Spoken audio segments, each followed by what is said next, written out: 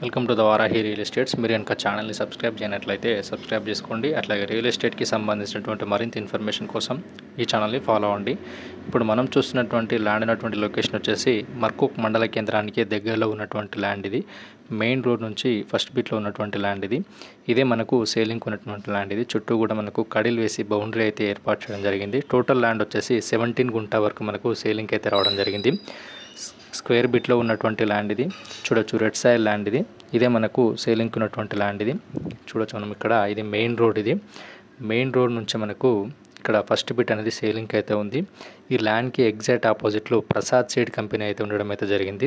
ఈ ల్యాండ్ ఉన్నటువంటి లొకేషన్ నుండి గౌరారం రాజు రహదారి అనేది 1 కిలోమీటర్ డిస్టెన్స్లో ఉంటుంది. అట్లాగే రాబోతున్నటువంటి త్రిబులర్ అనేది 1.5 కిలోమీటర్ డిస్టెన్స్లో ఉంటుంది.